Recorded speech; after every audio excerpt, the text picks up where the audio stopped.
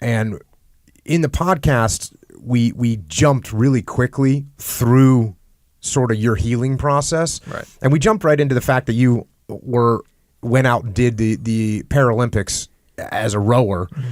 And we jumped into the fact that you rode a bicycle across America, which is... Yeah, across America during the polar vortex, by the way.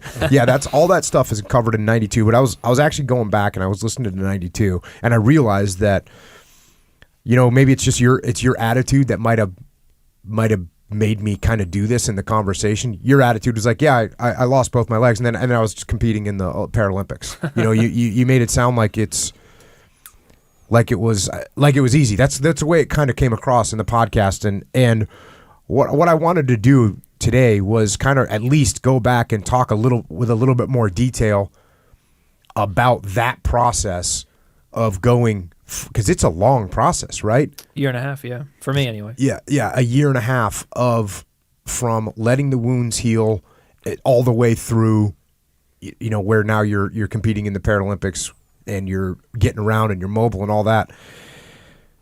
So you get back. How long does it take for your wounds? Because you can't do anything until your wounds are healed up, right?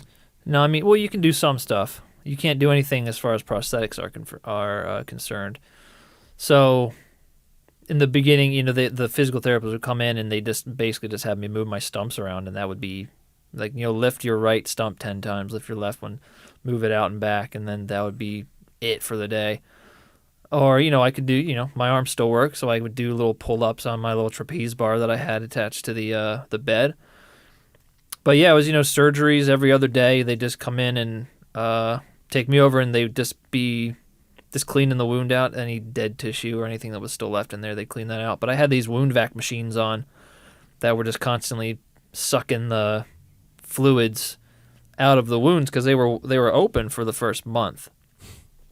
And yeah, so they were just like kind of sucking that stuff out, and it's just a waiting game at that point. I mean, you can do some stuff, like I've figured out how to slowly got to kind of refigured out how to move my body around and move my legs around to get comfortable. And were you getting like the phantom pains?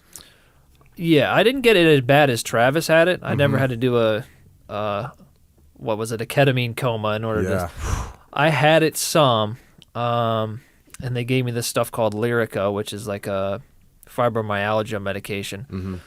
And I got it, and I never really had it all that bad.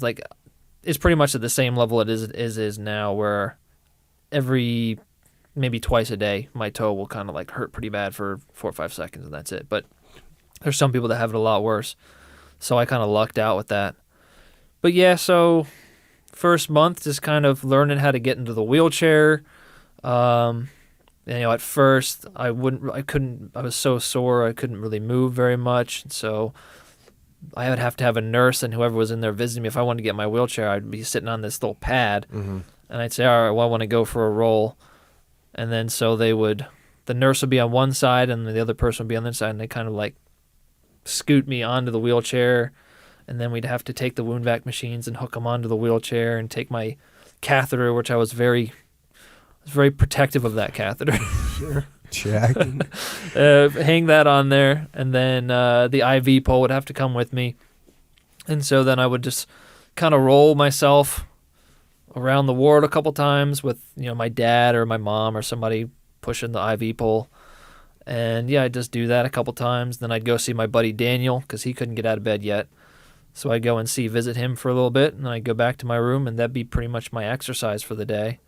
And then have 6 milkshakes. Just eating as much as I possibly could to help with the healing process.